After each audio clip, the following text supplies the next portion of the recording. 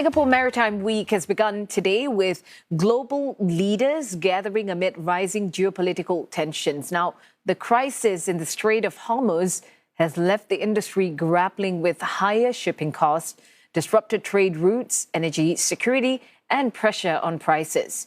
Roland Lim is joining us live from the Suntec Convention here in Singapore.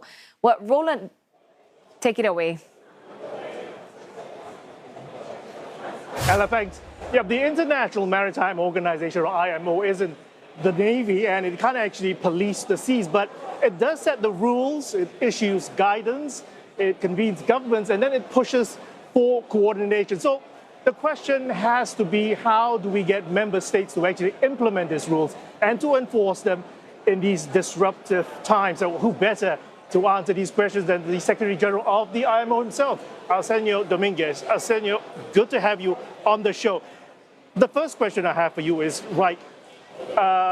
you've called for safe maritime framework in the Gulf region.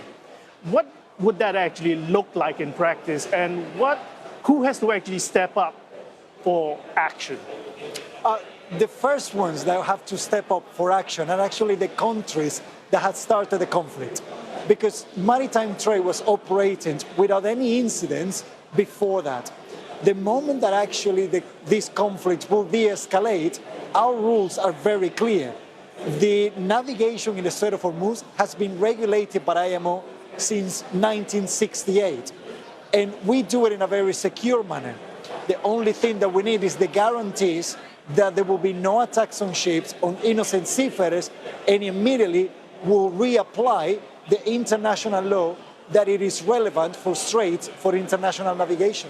Okay. After the recent attacks on some of these merchant vessels, what can the IMO realistically do, though, for better protection of the crew members as well as upholding the freedom of navigation? The first call is to look after the innocent seafarers and the vessels. So in particularly, since this conflict started, I've been requesting all ship owners and ship operators not to navigate across the Strait of Hormuz until we have the guarantees. That is the best solutions that we have right now. In the meantime, we're actually preparing at IMO to have a framework to evacuate the seafarers as long as it's safe to do so, and working with other governments, the international community, in guaranteeing the freedom of navigation once the ceasefire is a permanent one. So presumably you're having much support for this framework that you're putting into place? Absolutely. The framework was discussed around 3 weeks ago at IMO by an urgent session of the Council of the organization, and it was agreed by all the membership. We immediately started with my team in setting up the framework, the technical and operational aspects. I've been in contact with both Iran and Oman, who actually operate these traffic separation schemes that we have established there for decades. And as soon as the de-escalation takes place, we're ready to roll this out. Okay. The IMO is all about taking policy and making it into action. What is the single most important action that the IMO is doing this year to prove that it's still very relevant? The first one, it has to do right now with the security of the seafarers and the safety of shipping during these geopolitical impacts. And that is the one that will demonstrate that we're very serious about our job to provide for everyone in this planet, but in a safe and secure manner. The second one will be our continuation on the work of decarbonizing the sector by or around 2050. There were a couple of setbacks. We actually have to take into account the current geopolitical climate, but our technical and operational measures continue to be very strong, and we're actually already in line to meet the goals that we set up for 2030 to reduce emissions by at least 20%. Would you say that the IMO has lost its grip on the net zero framework because of geopolitics and because of security crises taking center stage today? I wouldn't put it like that. There was a setback, but we have to be very acknowledged of the global situations right now, and it's not the same geopolitical climate to the ones that we started a couple of years ago. It was always a very ambitious approach from all the membership of IMO, 176 countries, to finalize this framework in 2 years. But what we have right now is a solid base to continue the progress. The decarbonization momentum has started and it continues to go on. What we're working now is on which are the steps that we can take on the operational technical measures and see what progress we can also do on the economic factors. And how would you keep ship owners focused on decarbonization when they are also dealing at the same time with war risks, disrupted routes, rising costs? Shipping needs to modernize, shipping needs to change in order to actually face these challenges. And if we look at what is happening right now, we need to diversify shipping the same way that countries diversify the economy, and probably not depend on just one or two commodities. So with the shortage, energy shortage that we're experiencing right now, it just allows us to also look into the opportunities for the decarbonization of shipping, the new technologies, the new alternative fuels that will be there. And this is about how we progress as a sector and as an industry. Okay. The adoption of AI is also advancing maritime shipping. It's added to route efficiency, fuel savings, faster clearance, but it also has its dangers. What are your members particularly concerned about when it comes to the adoption of AI? Cyber risk.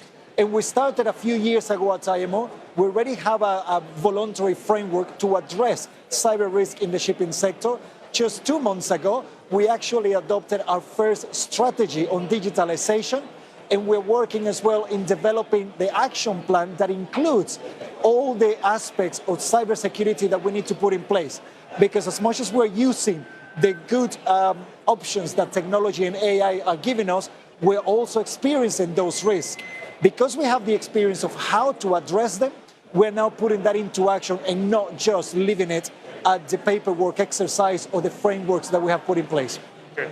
With the current conflict in the Hormuz Straits, spoofing of the high seas has also become a problem. I mean, the idea of altering identity or the tracking systems, this can threaten navigation, safety of the seas. Is this also a major problem?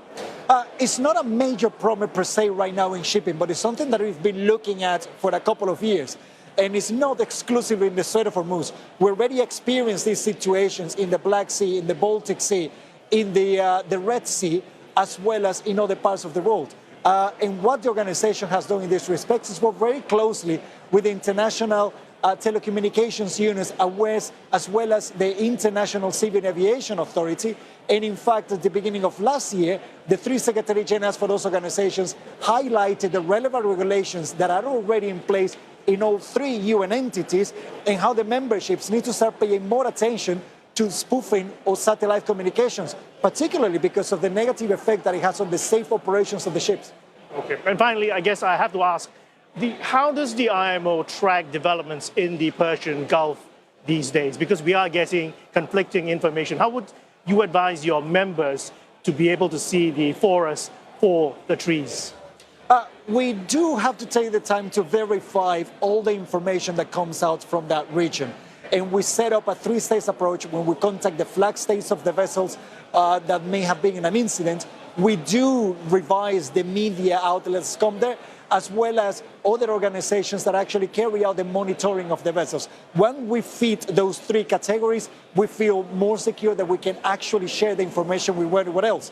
But I always ask for everyone to be a little bit patient in these circumstances. We just have to go to what happened last Friday, when some announcements came out about the full opening of the Strait of Hormuz. The moment that I started to verify the information, it was clear to me that it was not in accordance to the rules of IMO, and that the traffic separation scheme that we have established was not in operation yet, which meant that there was still an opportunity to get more clarity before we can actually advise everyone operating there that it was safe to transit. And this is what I would like everyone to just take a step back. We all want this to come to a very positive solution as soon as possible, but we cannot risk the life of the seafarers and the ships more than they already have been. Absolutely, Arsenio, we'll have to leave it there. That was Arsenio Dominguez, Secretary General of the International Maritime Organization.